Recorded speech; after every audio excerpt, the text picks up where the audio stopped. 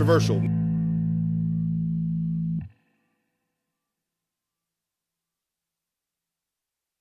Controversial. Must.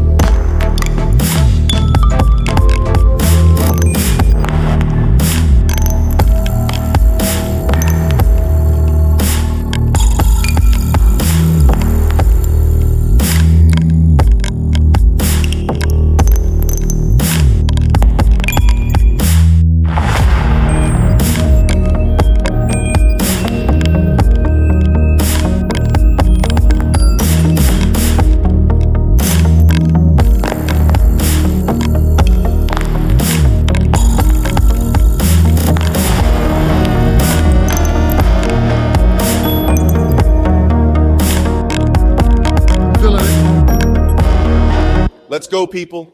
Ladies and gentlemen. Boom. Boom, boom, boom. What's up, people? What is up? Okay. Hello, my name is Tim Black. Welcome to the Tim Black Show. It is Wednesday. It's 8:16. And I'm your host. And we're going to get into some news tonight. But first, I want to make sure everybody can hear me, make sure that everybody's loud and clear, or that I'm loud and clear everywhere. I think I am pretty well. And yes, this is good. This is good. We're doing a little bit better. I'm going to get to 8. I'm going to get right there at 8. Watch. It can be done. I believe in myself. So I want to welcome everybody to the Tim Black Show. We'll be doing this show as we address news on the Tim Black Show. This is a new iteration of the Tim Black Show. On Sundays, we do the Tim Black's Black Table joint. Then on Wednesday, I'm bringing back the Tim Black Show because, frankly, I can't be away so long. Yeah, I gotta get back into doing more shows. Not just putting up videos, but doing more shows. So here it is. I want to say what's up to my people on Facebook and YouTube. What up, people? How y'all doing? What's the word? My people in his house. Guess let me load this up. I feel better just checking. I know that I have some support over here, but I just gotta make sure. Okay. We are live. We're in the house. We are live. So I want to say, do I have any moderators in the house? I think I do. I think I do have some moderators. I'm scrolling here. There we go. We're good. Okay. So, what's on the agenda tonight? We got Tyler Perry does a good deed, and we know how that is. You're doing good deeds. That's a good thing. And we're gonna talk about that. I think it's a good topic to discuss, this Tyler Perry deed. We're going to talk about Dave Chappelle. Dave Chappelle was in Boston doing some stand-up. And there's been some news made about that, some stand-up he did there. It's kind of interesting. What else we got? Oh, we have an opportunity for me to use my platform for some good. So I'm looking forward to use the platform for some good. That's what we're here for. And this is a different kind of good, y'all. This is the type of good that we're uniquely positioned to do. And it's one of the reasons why I say, okay, you know what? This is why I'm blessed to have this platform, because of shows like tonight. So you are here for a special show, frankly. It's going to be some real ish here tonight. What else we got? Here we go. We in the house. Thank you, Affinity. I appreciate you.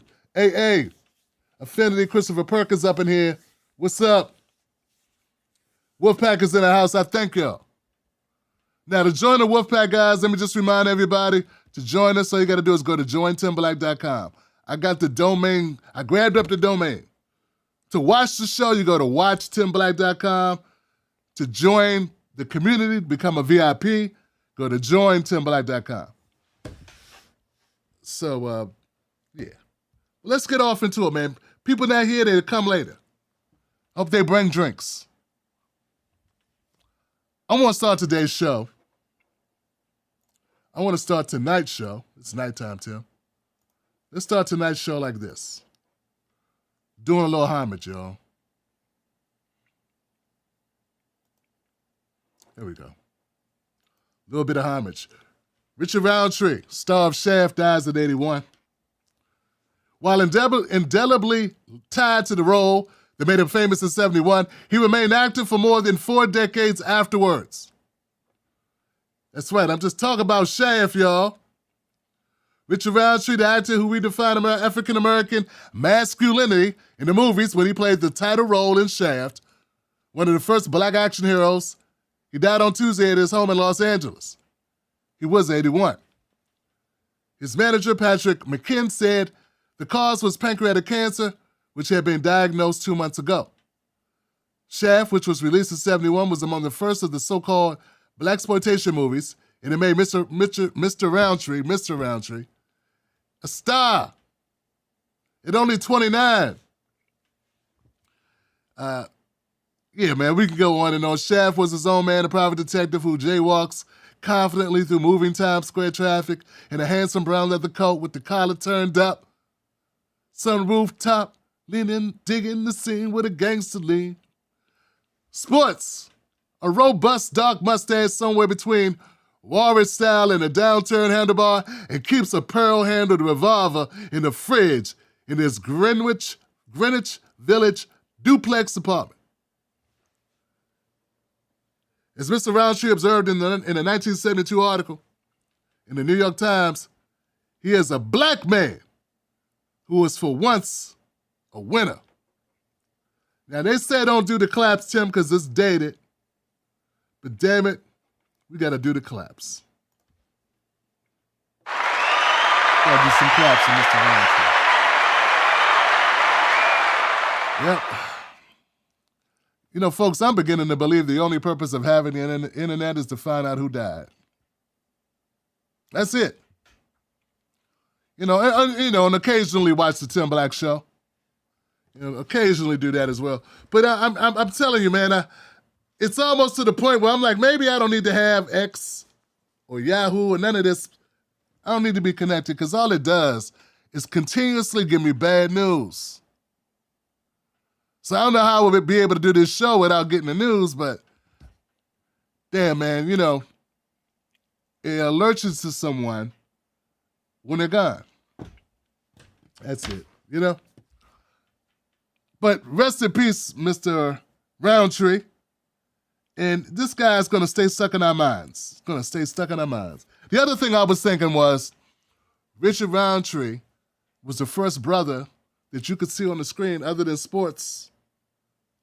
His role for me, because I was just born when he was playing Shaft. So I'm talking about later. When I came about and I learned who Shaft was and how cool he was, even though he was an older dude, I was like, yeah, I want to be like that, I want to walk down the street and cut through traffic. I want to have my collar pop. Shaft came to us. The character came to us, bought by Richard Roundtree, at a time when black people really needed it. I'm not saying we don't need it now, but I'm saying we really needed it back then in the 70s. Oh man, coming off the civil rights era. And it brings up an important point, guys, and that is some folks don't understand why black people revere stars so much. Yeah, some people don't understand why we revere the stars so much. Our celebrities. I hear it a lot, and it's like people don't understand where it comes from, and I want you to understand. Once upon a time, the only imagery of black people having any type of presence, any type of positive imagery, was through our celebrities. And I need you to think about that for a minute. We didn't get it. We didn't get it from the cops. We didn't get it from our communities. When we were, how can I say this? The positions that we had in life, the celebrity was the epitome of those positions. According to us, what we saw, they were living the life. And that was a dream for black people to be living the life. It's a vicarious life, existence. But I think it gave a lot of black people who were living in a time, particularly in a time when it was even more challenging. Yeah. I think sometimes people discount the amount of importance that this was for a kid coming up, a child coming up. What a Dorothy Dandridge or, what a, Miles Davis, what a Muhammad Ali, what a Joe Louis, what these people meant to the communities.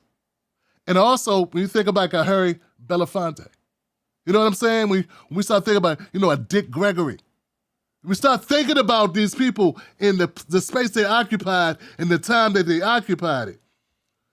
And when stars and when celebrities were fighting for it with us. They weren't just in the ivory tower trying to help us get some more stocks and bonds and going on shows talking about, hey, this is how I made my money, and this is how I, giving marriage advice and shit. No, it was black people that were conscious of the relevance that they held and that they had a responsibility to the greater community, the black community. Because at that time, we weren't far removed from segregation and total reliance on other black people. So we were closely knitted, man. We knew the system was against us. We all knew that. And we all knew one of the ways we combat that, the best of our ability to do that, was to stay together united. And that was the way that we could survive. And that's how we survived the harsh winter. From walking off of a plantation with nowhere to go, no food, no clothing, no job. Imagine that.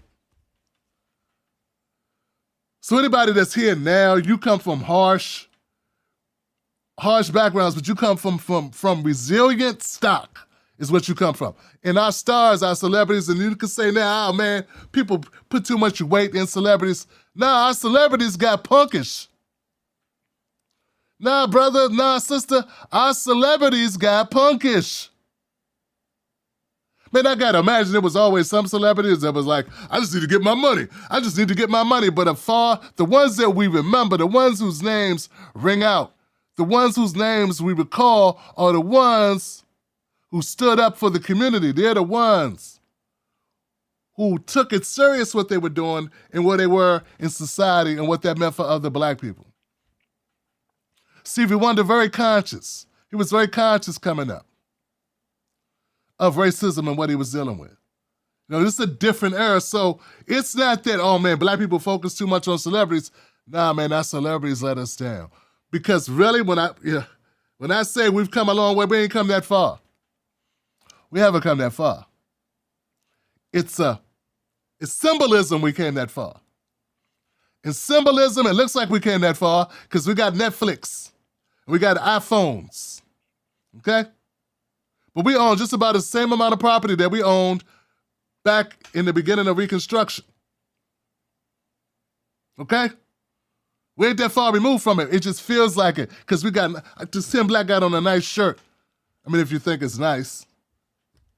Because I'm on a webcam or cam, a DSLR. Because you're watching on your tablet or your phone, your $1,000 phone, your $1,400 phone that you pay for monthly in installments. So anyway, I want to harken back to and just say I want to take up for the Richard Roundtrees and the Miles Davises and the Muhammad Alis and all the great entertainers, the Nina Simone's, the Henry Belafontes. Okay, I just want to take up for this notion that I want to stand in the gap for those people that, when we make these blanket statements like, y'all pay too much attention to celebrities. Nah, man, the celebrities, the ones that, see, the system has also gotten better. Let me say this, the system's also gotten better at controlling who our celebrities are. The system's also gotten better at silencing the best of us. So we got all this access. We got all this ability to make noise. Where is the black equivalent to Joe Rogan? You don't think that anybody is good as Joe Rogan? You don't think that there's a black person as good as Joe Rogan? And I'm not knocking Joe. Joe, man, I ain't got no hate for you. Of course, I wish that I could get some marketing from you, some ability to showcase a little bit what I'm doing. I know you follow me on Twitter for a reason. You only follow like 1,000 people. You and Gary V. So you follow me for a reason. But I'm not knocking you. What I'm saying is, I'm talking to my folks right now, and I'm saying, you really think that there is no black talent equipped that's capable of being as good as Joe Rogan? See, I think the system's gotten better at squeezing out those who will make the most amount of impact for us. Because you can't tell me that none of us have what it takes. Because all that's keep happening is people keep taking. This is not what the topic is supposed to be tonight. I was supposed to, Mrs. Black said, oh yeah, don't forget to mention Richard Roundtree. You brought him up today. Mention his passing, baby. And I was like, yeah, I'm going to do that. So I wasn't supposed to go on this diatribe about this, but it's just, as I was thinking about Richard Roundtree, I was thinking about the people who will say things like, why are you wasting time talking about a celebrity? And if that's the way you think, I think you missed the boat. But I want to explain why you're missing the boat. I want to explain to you it's not all your fault. Some of this is what we have now, what's considered celebrity. They've been empowering the wrong parts of us. You know, they've been empowering how Megan shakes her butt, but not how Megan thinks, and what's amazing about a Megan besides her body. You know what I'm saying? You know what I'm saying? She don't control this industry. So anyway, I'm gonna keep going. This is not what the show's about, y'all. But in respect for the great performers, celebrities, entertainers who've come before, I just want to give a nod to those brothers. And I just want to remind you, yeah, I feel you when you make these comments. I understand where you're coming from, because you see these people that are hosted up as being amazing, and you're like, they're not really doing anything for the community. In fact, sometimes they're perpetuating negative stereotypes that add to the demise, the further decay of this, of our communities, and they go unchecked, unfettered, and no one cares. I just want you to know, I don't think that's being done on its own. Okay? All right? All right. Let me stop. Let me go. So we're going to get into some other news. I got some other news, man. Well, since I did that, since I'm doing celebrities, let me do one more celebrity. Tyler Perry. Okay, Tyler Perry did something, and we want to talk about it because it's a positive thing. So I was just saying how a lot of celebrities are just doing the will of this evil, corrupt system that has us distracted with nonsense. Wow, look at that. But then we have Tyler Perry doing this. So Tyler Perry, let's see, Tyler Perry, here we go. That's the one we want. Check this out, guys.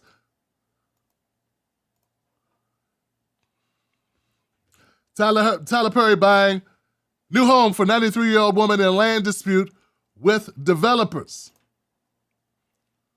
Okay. And there goes this. So we can do this real quick. Can we do this? Yes, we can, Tim. That's our sister right there, 93 years old. The hell? Guess I shouldn't have tried to get too fly with it, huh? It done took me to somewhere. I didn't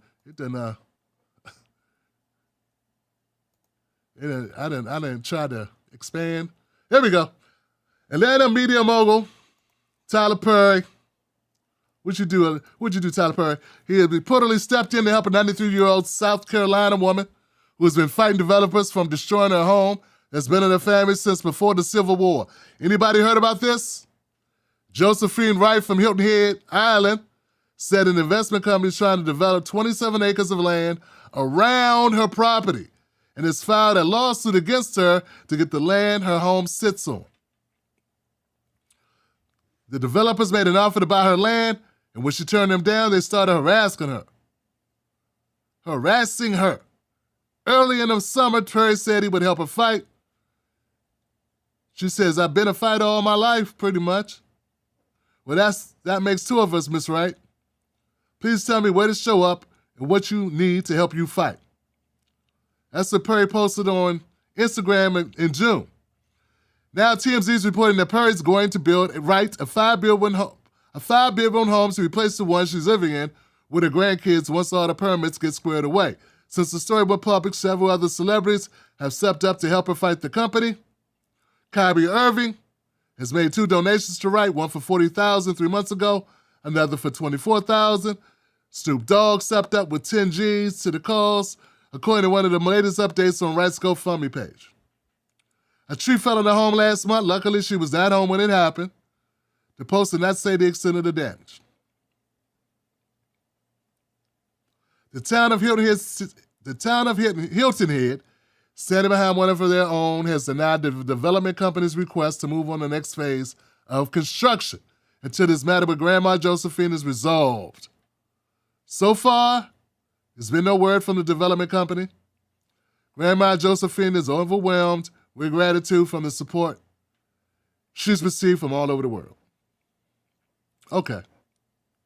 And I want to just go through that because, you know, we want something positive. We want something positive to say from time to time.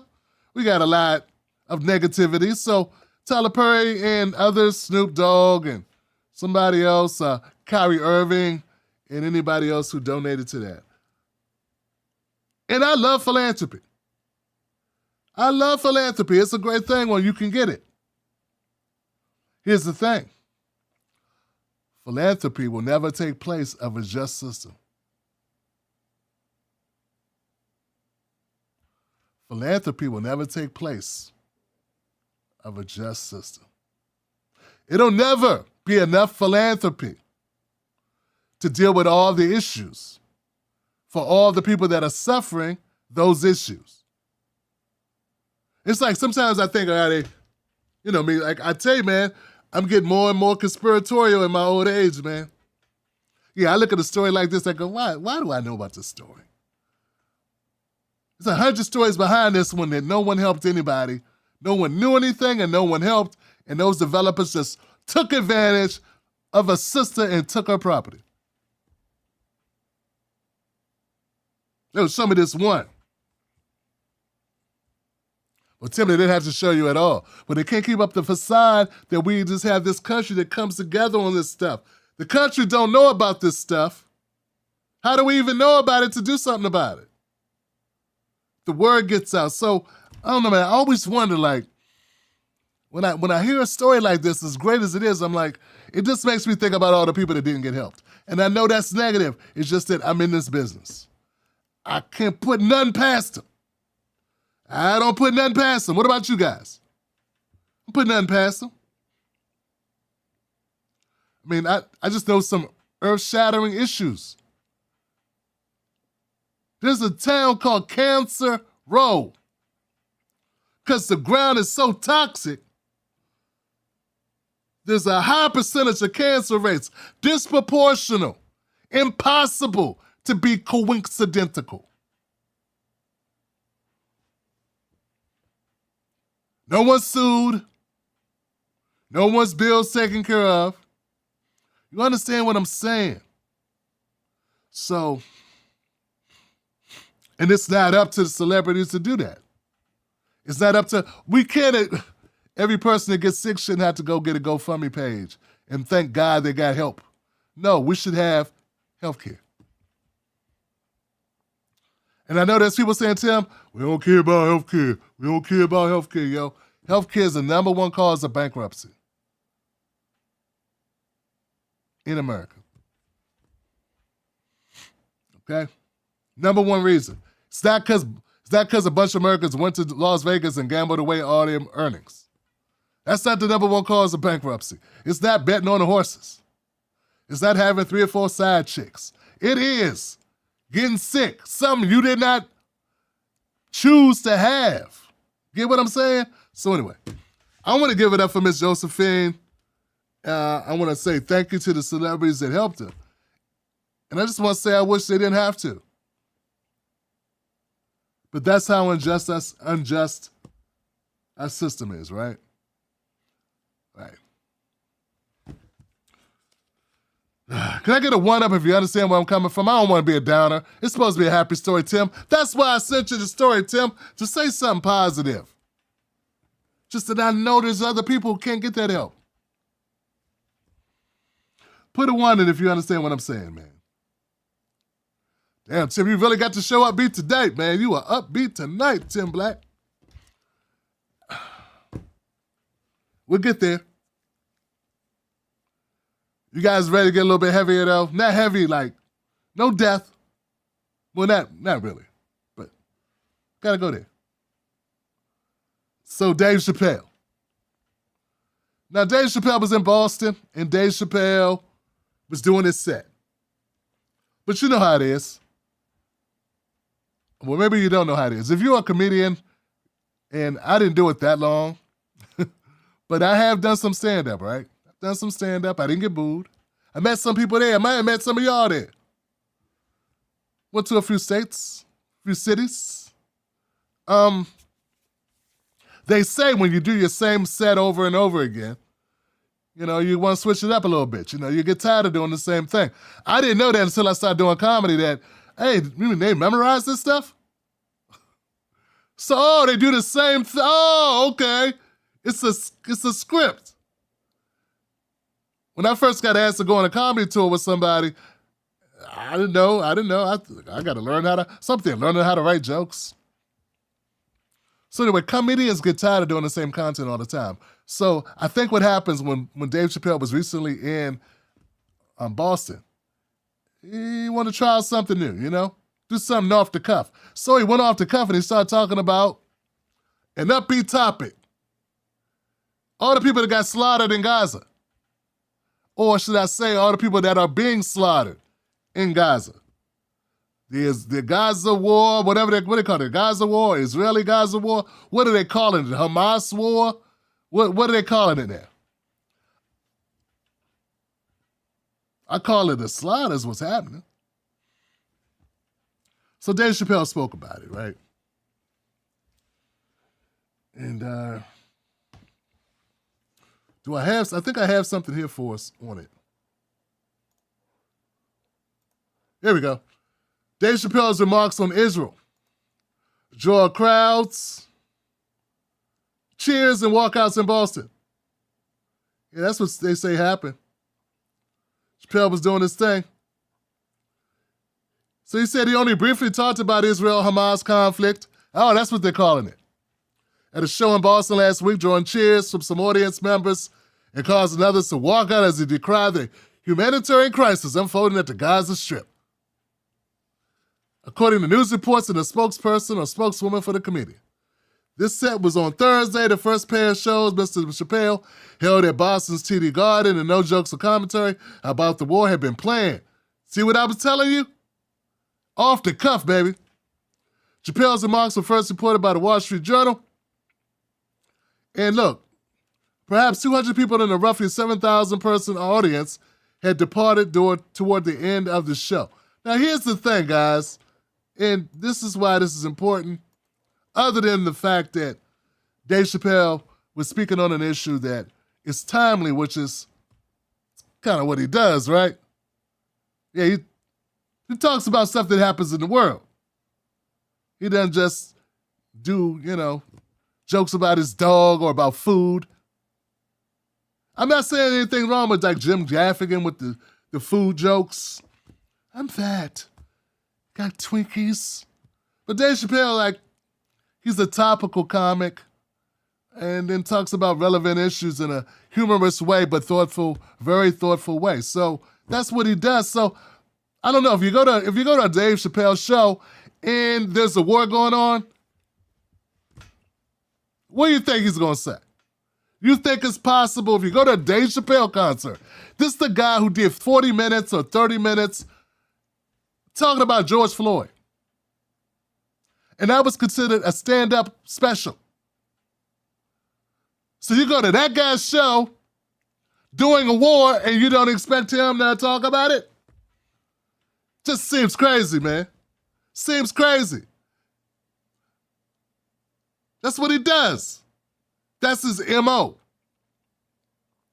Must have been white folks, because I don't care how mad I got at Dave Chappelle. I know his tickets are not cheap. And if I pay to go see Dave Chappelle, and he say something I don't like, I cannot like it in my car, or I cannot like it in my seat. I'm going to have to not like it in my seat, because I'm going to watch the rest of this damn show and hope he moves past this part. That's me. That's my economic situation. Your situation may be different. You don't get a refund because you don't like that part of the movie. There's no refunds. This joke sucked. Well, don't come next time. So Dave Chappelle speaking up on this issue, that's the first thing I want to get to. Totally acceptable. It's what to be expected. It's why he's a great, if not the greatest of this era. Some say the greatest of all time. There are a lot of hater comedians who wouldn't say that. Hey man, did you hear the latest Dave Chappelle? No, I didn't have time to watch it. Really? And now today, I saw a couple of them that were saying that, having the audacity to comment on his situation and say how great he is. But I know them personally, and they would not give him props on his work. Be that as it may. Who cares? Tell no one cares. Nobody wants to know this stuff. I know a lot of people don't know a lot of stuff. There's a lot of hate in the comedy community. There's a lot of love, but a lot of hate.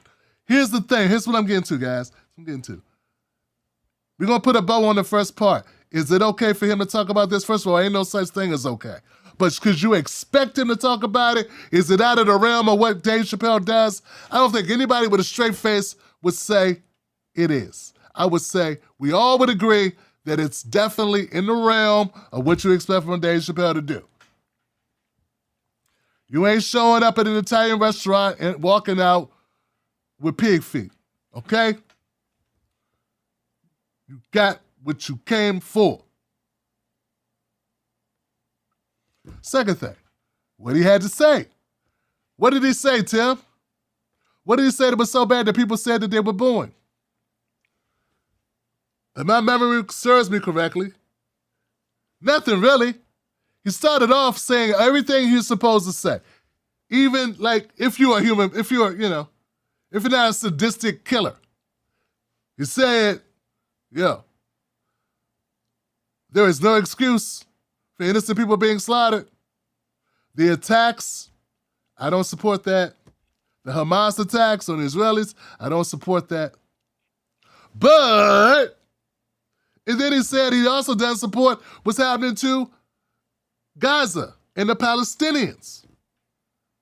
So, I don't see what he said that was so wrong, but there are people that don't respect this idea that, and it used to be something we thought was cool to say, everybody stop shooting.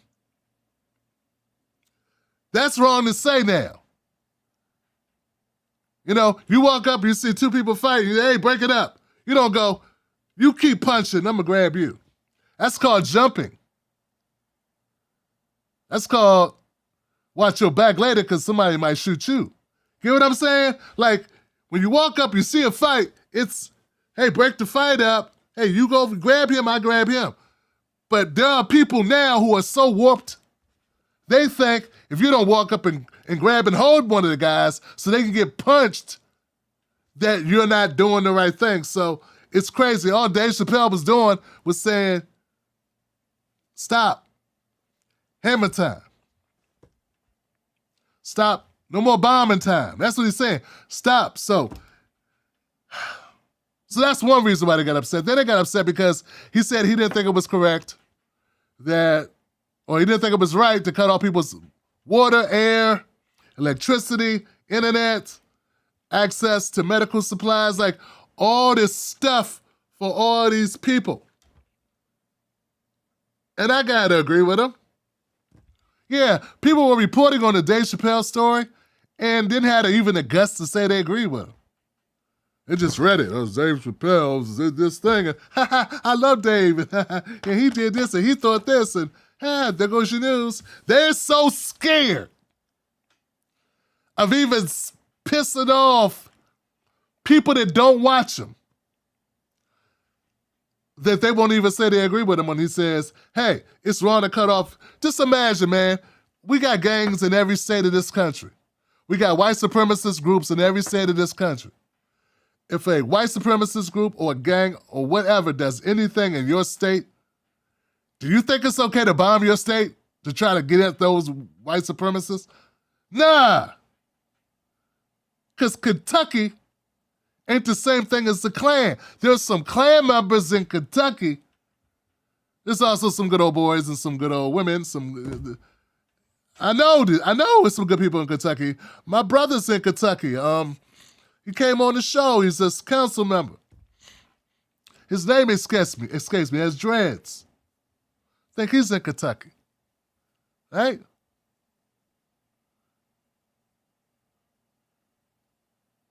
If there's some Klan members or some skinheads in Oklahoma,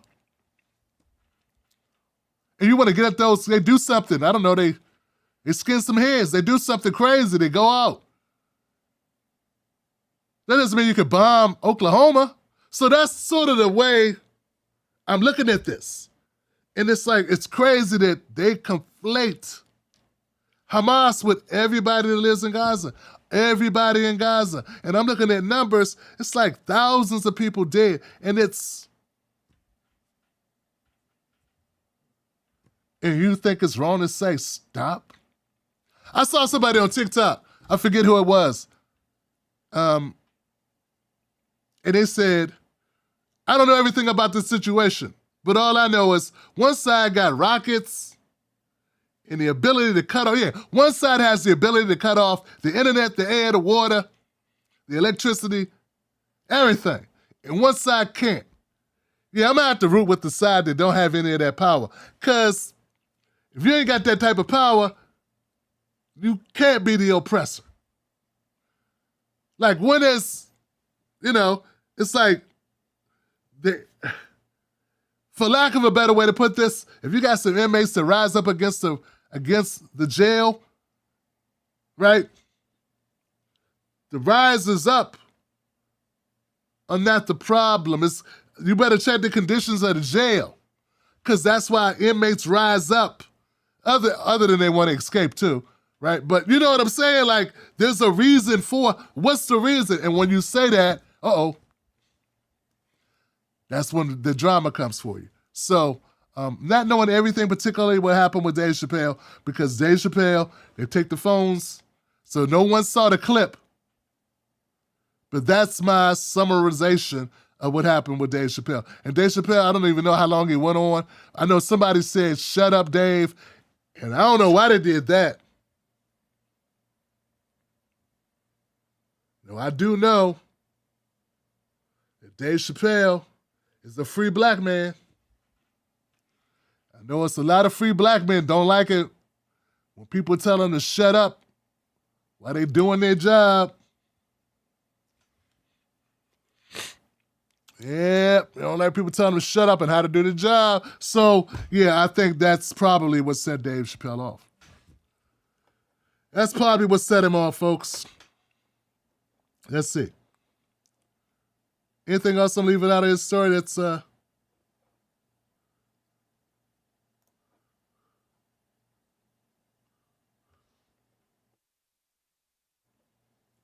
It says here, after initially declining to engage, Chappelle, who has not hesitant to address controversial issues, raised concerns about the way a group of Harvard students had been treated after writing an anti-Israel letter. At that point, an audience member yelled, he should shut up. There you go. That's what did it. That's what did it. Yeah, Dave Chappelle said something crazy, like something crazy to the effect of, he doesn't think that those college kids should be denied jobs because they support Palestine. Yeah. And that was enough for someone to stand their ass up in a I thought it was a 22,000 arena. You know, I think this said 17,000, but I thought it was 22,000.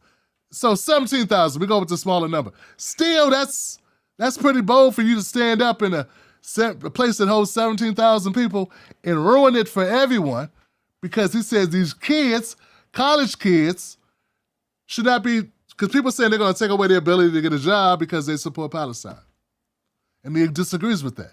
What do you expect a creative person to do? That's what I'm trying to understand. What did you think Dave Chappelle thought? Like, some things we should have figured out. What did you think he thought? He's a comedian. You think he believes the kids shouldn't have freedom of speech? And if they speak up about how they feel about a war, that they should never be able to get a job? You really thought that's what a comedian, an artist, a creative would think? So it's like, I see a lot of this, like, they could try to control you, right? And if you don't have the same opinion that they have, then they want to attack you. But it's a no-brainer that this is the way Dave Chappelle would feel. He's Dave Chappelle, he's a comedian. And you know who I fought? Trevor Noah. Yeah, Trevor Noah. Jimmy Kimmel. Yeah. Stephen Colbert. Yeah, I fought those guys. Those BS, those horrible comedians, those soft, squishy, Pillsbury doughish, back bent so you can step on it, cowardly. You know, that's what they are, man. These are not real comedians. This is not Lenny Bruce, George Carlin, Richard Pryor type folks. These are not bold, outspoken. This is not Cat Williams, Corey Holcombs.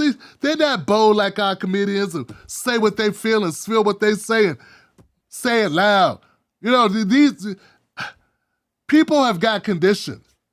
Listen to these coward-ass comedians fold like lawn chairs into whatever the establishment wants, just so they can put more money in their pocket. It goes back to what I brought up in the beginning of the show, y'all, when I was saying how celebrities have changed. Once upon a time, the comedians that we revered were comedians that took chances. They were comedians who spoke the truth. But see, some people think Dave Chappelle should be like Jimmy Kimmel and make a bunch of Trump jokes. Trump's hands are small. Look how small his hands are. You know, that means something. You know what that is. Oh, his hair is orange. He's orange. Look at his hair. You know, corny jokes like that. And nothing really funny, nothing risky, nothing that hits home. Nothing about society, if it's not kissing butt, saying how brave an overweight person is, or how tough. You know, just any type of pandering. That's what I'm saying. Just pandering, and that's not even, it's just horrible what's happened to comedy. And I think that's what's led people to believe that other comedians are going to be like that, and they should not be like that.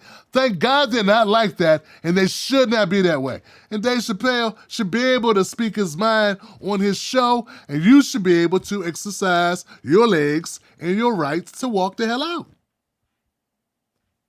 And I'm glad you did it. I feel you. Because if it's a 22,000 or a 17,000 person venue, and 100 of y'all get up, that's more room for the rest of us. Yeah. You already paid, man. Get out of here. Last thing about Dave Chappelle, and I'll say is this. I agree with Dave Chappelle on this, and I agree with Dave Chappelle on other points he's made. And also his ability or his freedom to make those points. Because I don't believe every joke is a statement. When I hear someone talking about Palestinians or war, I don't think he's making a joke. There was no punchline. That I take as a statement. But it's funny that there are some people who support this but wouldn't support other statements or other jokes that he made because those were too mean. But now they don't understand how some of the Jewish folks who were upset felt.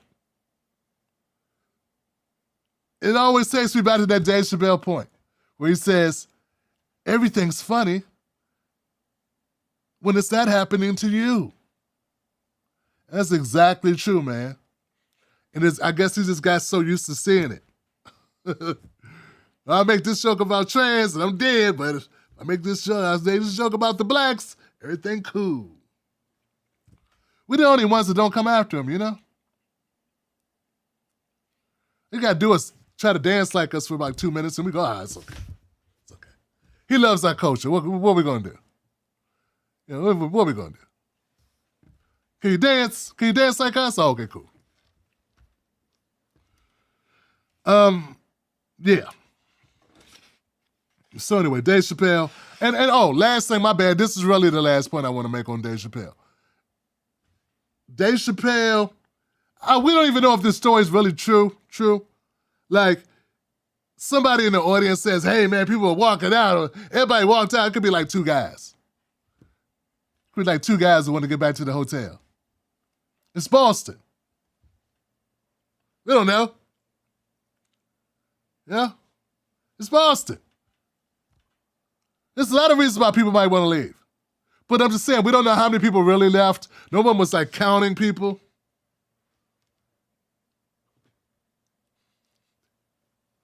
No one's counting.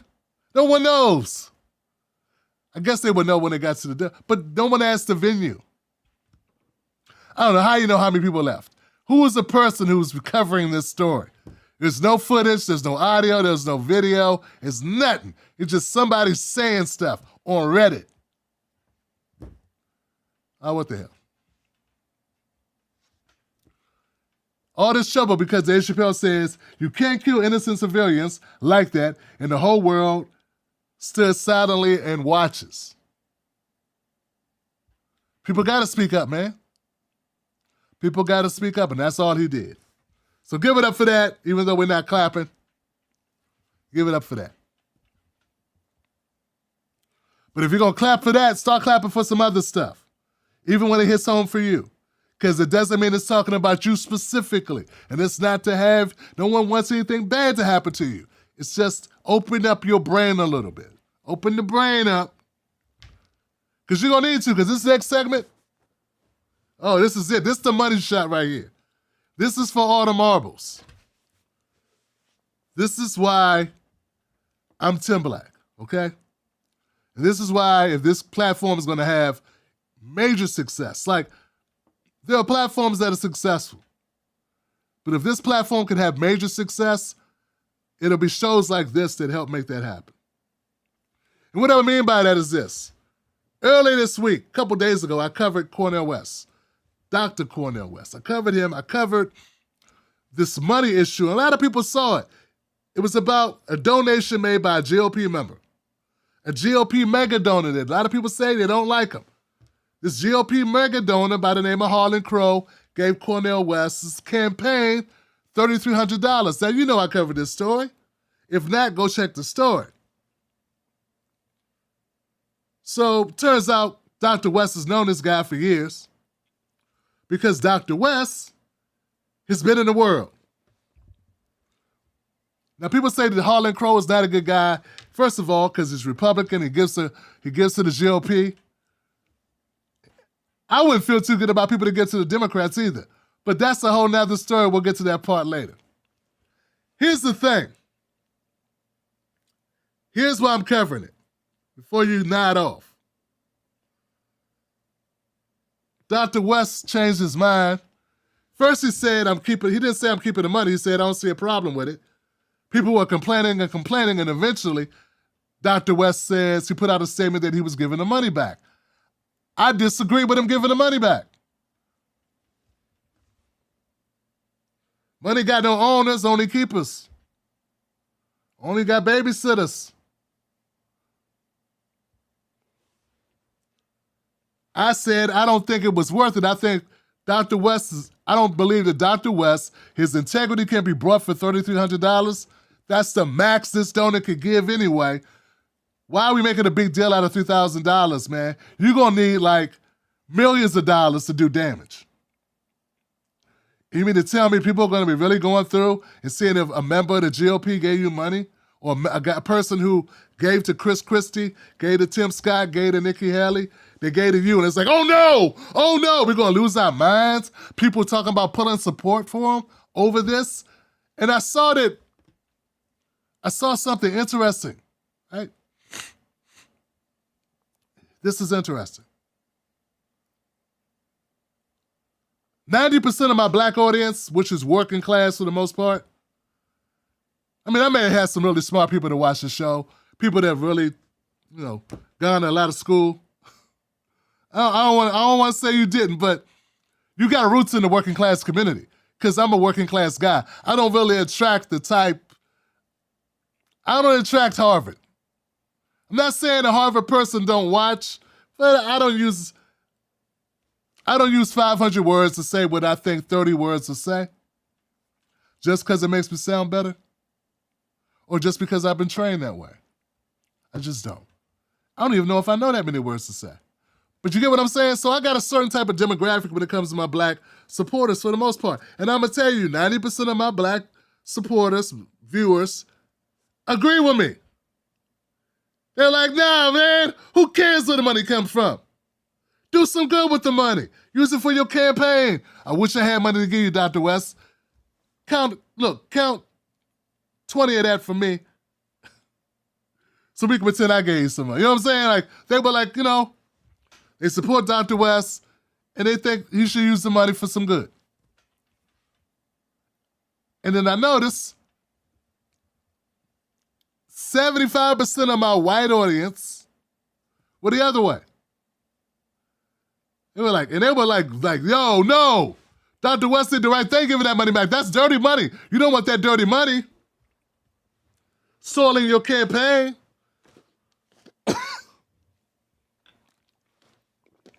Yeah, you don't want that to happen. Dr. West is an upstanding individual. He's the epitome. And we have higher standards for Dr. West. And Dr. West is to live up to those standards. And we don't want him lowering himself and soiling himself with the dirty money from Harlan Crow. Forget Harlan Crow. Keep his money. We are Cornel West supporters for a reason. We have higher standards.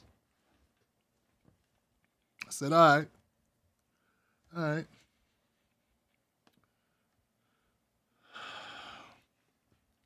That's why I'm doing this segment tonight.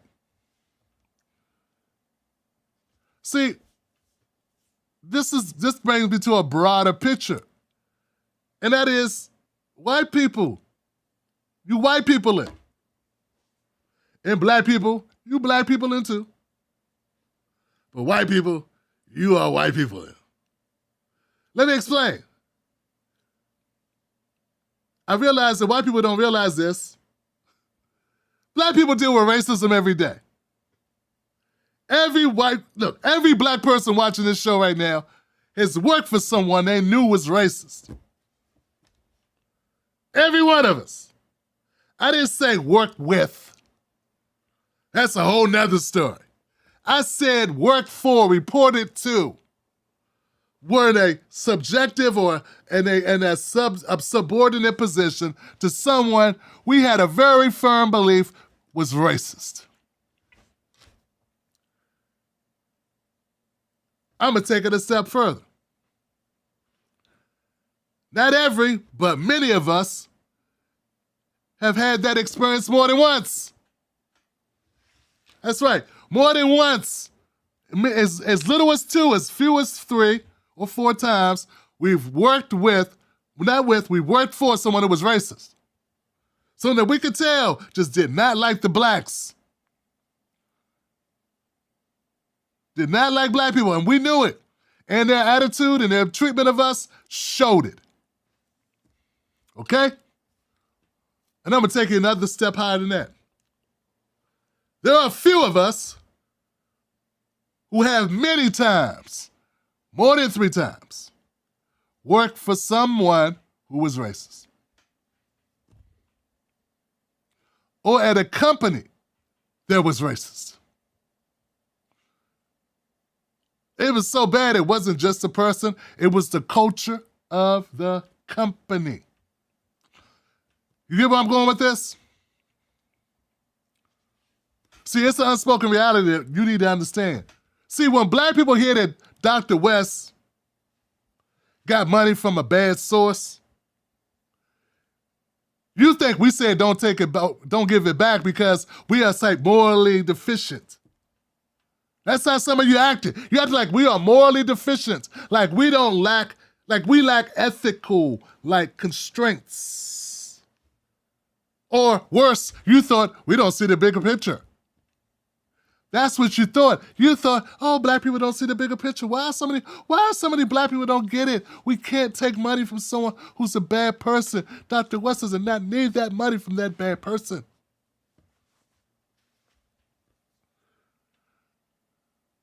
I have to correct you. Out of love.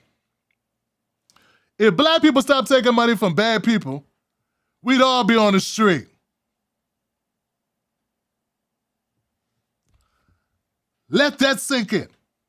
If black people stopped taking money from racist or bad people, we would live on the street. We wouldn't be able to feed our families. Do you understand the shit we go through on a daily basis? Do you understand how many racist people? I know I've worked for several racist people in my lifetime.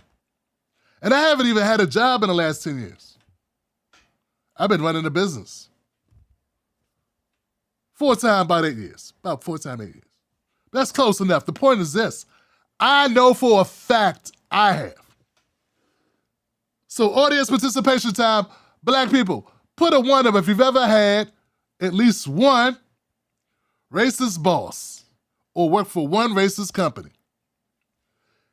If you've worked for more than one, put a 2 up. And if you work for many, put up a 3. 1's for 1, 2's for more than 1, and 3 means many. And that's when us to take a look around. Damn, I wish I was at a facility. Because I'm trying to prove a point to you. I want you to understand we live in different worlds and different realities. See, it's not that black people are morally deficient. It's that those rules cannot apply to us because if black people get up on a high horse about where things came from, listen, there are very few black people that don't believe that the Democratic Party is racist as hell. But we vote for the Democratic Party because we feel like it's the only way to keep the real racists off our asses. I don't know if I can say that again. Let me try. Most black people understand that the Democratic Party is racist. But they vote for them anyway, not because they don't think they're racist, but because they don't want the real racists to get loose.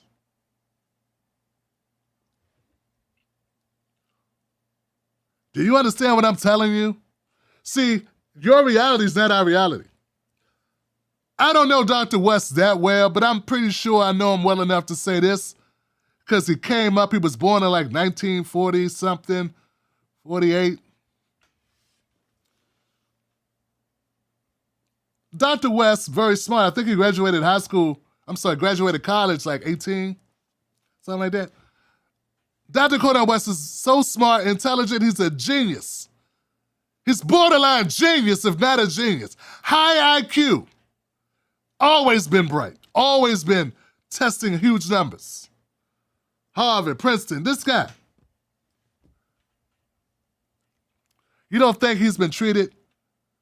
You don't think Dr. West has had to deal with a dumb racist who was in a superior position to him? I know he has. I know he has because he's a black man. So there's certain things I know. A well-traveled black man who's worked in these scholarly positions, around people that are in these types of positions of power, a lot of them have very negative thoughts about black people. Now, they have gotten to the point where they looked at Dr. West as he's one of the good ones, which is really super racist, by the way. Yeah, the whole, oh, you're one of the good ones. It's very racist. That's saying, you're an exception. You are smart to overcome your color. You're such a good guy, you somehow overcome your color. Why can't the rest be like you? I believe that Dr. West has dealt with that. That's why when he meets a Harlan Crow, and the worst thing he done is, according to what I hear, is gave some gifts to Clarence Thomas, who's a Supreme Court justice, by the way, one of the most powerful people in the country, in the history of the country, and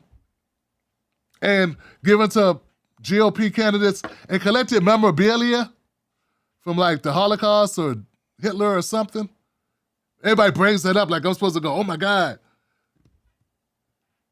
Dog, I have worked next to people who were literally Nazis. I couldn't fire them, and if they didn't do anything outwardly, there's nothing no one could do. So I know you're outraged. You should try being black for a while. Then you would see what real outrage is. Because we have to take it, chew it up, and swallow it all the time, or we would not survive this country. It's not that we're morally bankrupt. It's that we've given up on people being a certain way. We don't expect people to be good. We don't expect them not to be racist. There's a thing people say, a suspected white supremacist. You know what that means? That means when you meet a person, just expect them to be white supremacists. That way, when they are, you're not surprised. You're not going, damn, I thought you were better. Because that hurts more than it going the other way, like, wow, you're okay. I had no idea. That's a better feeling, right, when you get surprised in a good way? So that's the reason why we say, oh man, well, Cornel West got this money from a person that's, oh, he's so evil. Okay. Did he kill somebody to get the money? A lot of us take money from companies that kill us. McDonald's comes to mind.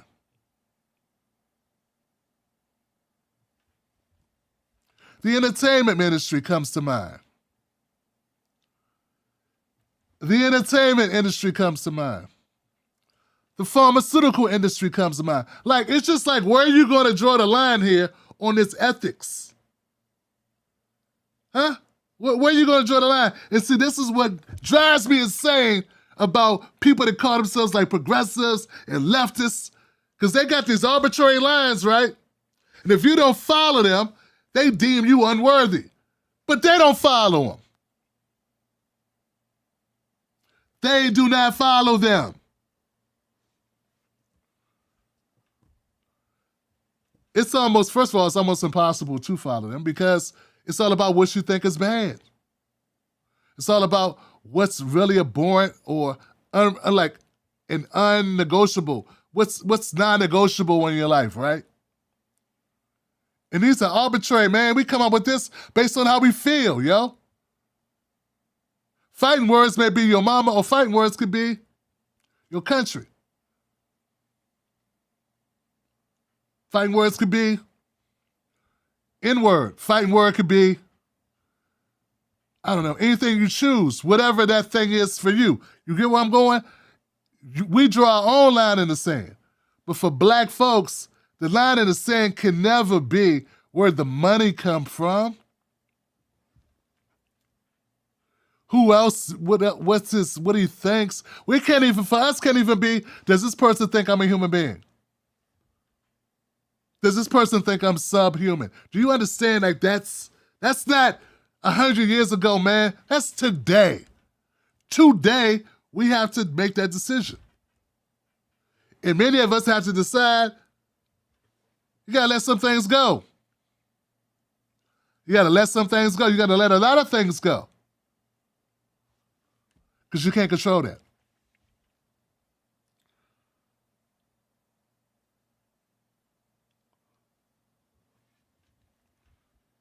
So black people frequently have to accept money from people who may have had the best intentions. We may have to accept a paycheck from a company that we know don't like niggas. We have to accept that, and we have to accept to vote in a country that does not care for black people, that does not give a damn about black people. I'm trying to wake some people up and say, hey, we got another option this time. It's a hard sell. But I'm like, yo, we got another option. We got Dr. Cornel West. I'm not trying to convince you to go Bernie and overlook the party. Overlook him. I don't even understand what reparations is. What do you mean by reparations? You know, what the Jews got. Oh, I don't understand. So I'm not even trying to sell my people that. Because it ain't going to work. All right? And neither should it. Neither should it. It should not work. I was wrong because it's too late in the game. We going bye-bye. The wealth gap it's already would take us, almost 300 years to catch up to the average black family, to catch the average white family in wealth. 300 years without intervention. That America decided we're going to have a white middle class. And when they said white, they meant white. That's why they helped only white people. Same thing when they gave out land to begin with.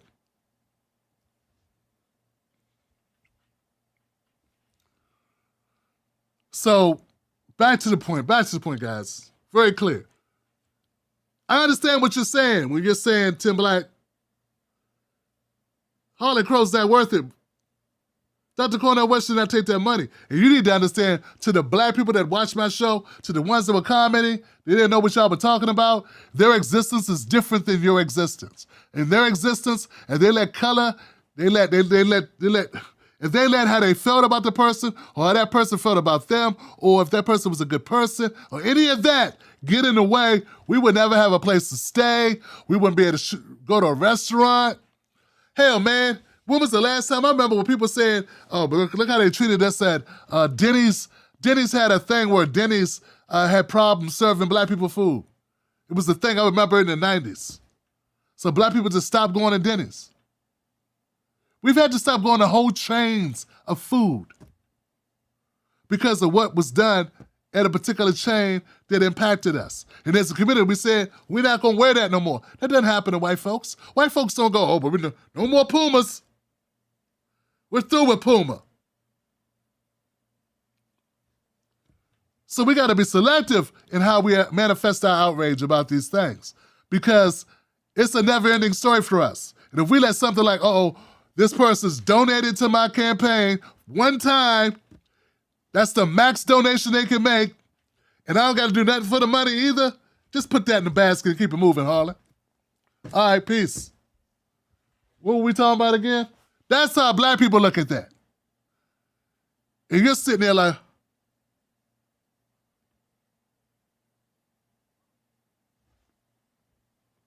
you let him give you money.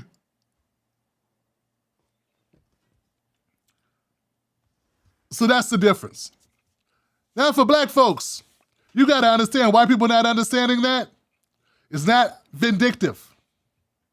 It's not out of malice. It's not of indifference.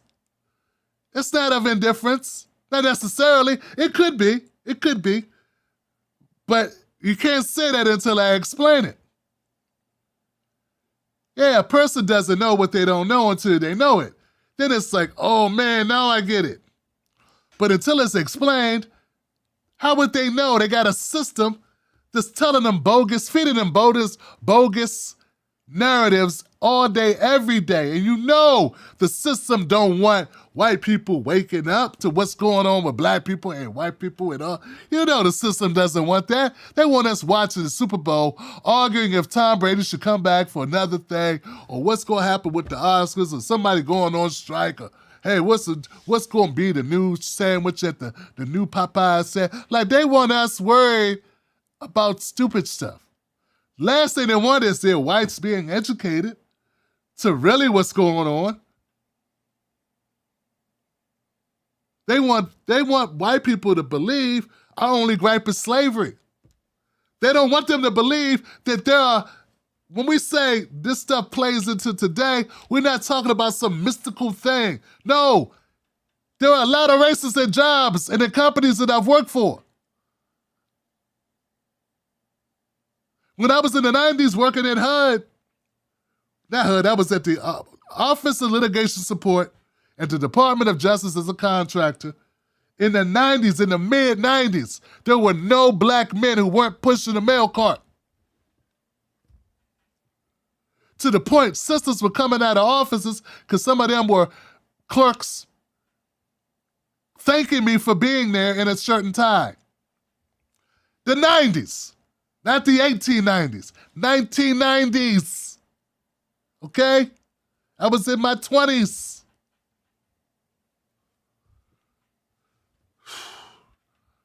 This is real. So when I tell you these things, white people, for the most part, so when I'm saying black people need to understand that white people don't understand. They just don't.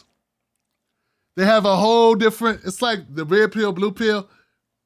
They got a different pill, man. They're going blue pill. And it's not like they got to choose it. This is what they've been fed. So if you've been fed blue pills, blue pills, blue pills, we're all gonna be blue. And if you are been fed the red pills is what's up, and that's what you know. So I just want people to see, I'm hoping that this platform is still open enough. Because I didn't want to talk about this. I wasn't going to talk about this. Excuse me, I really wasn't. I'm not going to tick off the last few white people I got watching the show to make a point that black people already know. But then I thought about it. I said, you know what? I got a lot of good white people watching the show that I know for a fact are good people. They might need to hear this. And if I know something, if I got some information, if I had some insight that can help clear up some stuff, I'm supposed to use it. If I'm not going to use it, I'm not being a good steward of my platform. I'm not telling you you're a bad person if you disagree. I'm not telling you you're a bad person if you saw one way or the other way. All I'm trying to do is share with you my point of view on this from my years of experience and try to communicate it in a way that isn't trying to bite your head off.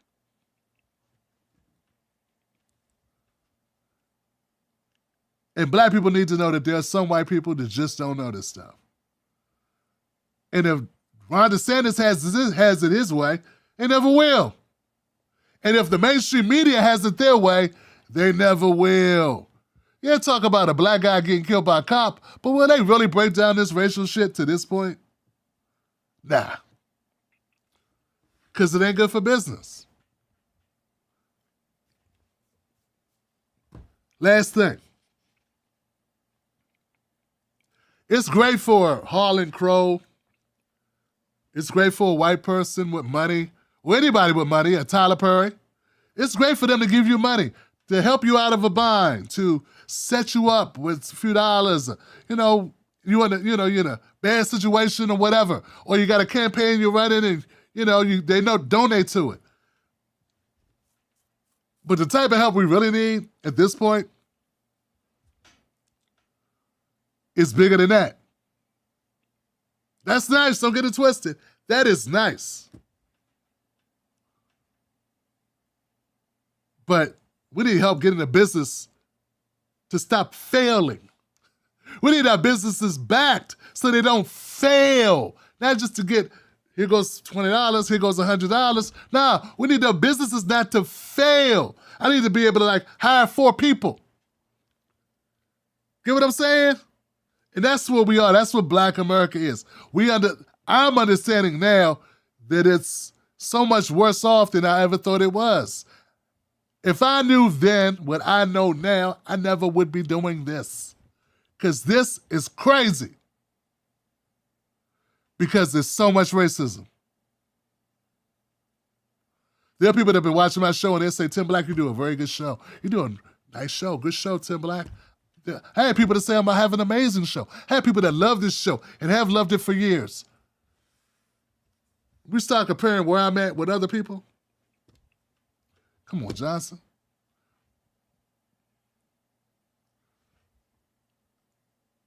I have performed live. I have published books. I have written articles. I have done public speaking. And I am getting smoked by people that have done none of those things. None of them. And if you think that doesn't have to do with racism and the whole point, like, you tripping. You want to believe it doesn't. And I want my black people to know there's always room for improvement, but also recognize those barriers exist. Don't go listening to people tell you that there aren't barriers. There are huge barriers. The difference now is people don't usually come up to you and tell you. Once upon a time, they told you, oh, wait, no blacks. Then you knew you could be mad, but you didn't waste 3 years trying to convince these white people that you were good when that never was the problem. Just don't give black people these types of jobs. They just don't promote black people. They don't want black people in leadership positions. That's it. If they would have told you, you could have saved yourself 3 years. And all that alcohol you were drinking, and all that stress you were carrying around with you, and taking that out on your wife, or your kids, or your friends. So anyway, to end this, because I'm going all over the place, and I did not mean to do that. There are ethical considerations that we all must have. We all must have ethical considerations.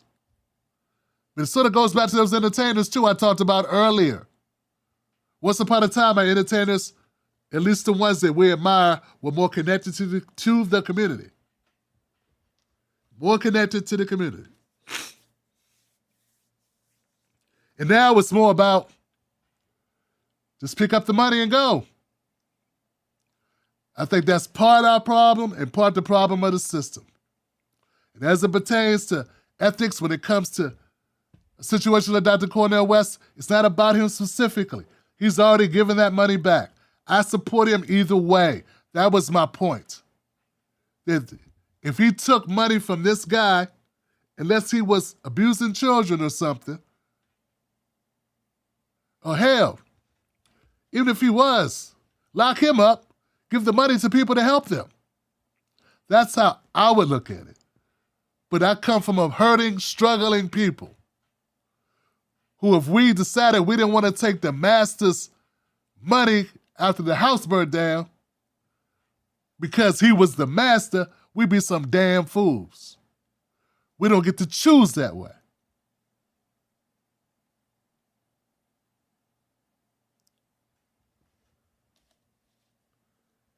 It ain't the money's fault.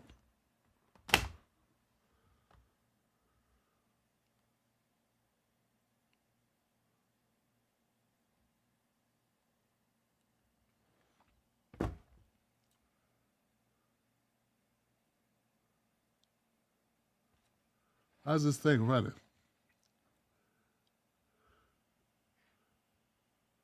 My fault, guys. Overheating.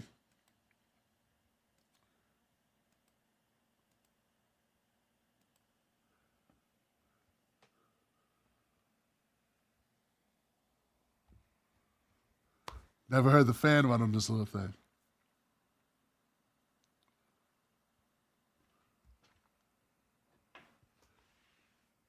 Anyway, I hope that makes sense tonight, folks. Hope for some of you get it. Hope it wasn't just for myself. Hopefully it resonates with some people. That's really all I got. I think that was enough for one night, don't you? All right, guys. Let's see where we are. Who's in the house, man? Thank you so much for attending tonight's show, for being here, guys. I appreciate you. Sign of the times. The NFL thinks black men can't coach black Man. Damn. That's super racist. I don't know how much more racist you could be. Thank you, Sign of the Times. Thank you, Lynn Howdy, VIP. Thank you, Danny Ferguson. I want to thank my VIP people. Remember, guys, Katrina Wilson. Remember, guys, go to Join Tim Black, become members of the show. You're supporting Black independent media. We try to tell it straight all the time. We try to get it right. If we get it wrong, we correct it. It's real love. It's real truth. I think it's important to speak truth to power. It may not always be the popular thing to do, but it's always the right thing to do. You hear me? All right, now. I hope my white folks took a chance to look at some of these comments. Saw some of the comments coming in. I see some ones and twos in the house. I see some ones and twos. All right, thank you. Thank you for letting me know I'm not losing my mind. All right. I got love for you. I'll see you on the next one. Go to jointimblack.com, become a member. I'll see you on Sunday, 7 p.m. Eastern Standard Time for Tim Black's Black Table. Until then, like I always say, don't let nobody take your cornbread. When they say, hey, yo, what's up? Why you watch the Tim Black Show? Say, man, hey, it's a new day. Peace, y'all.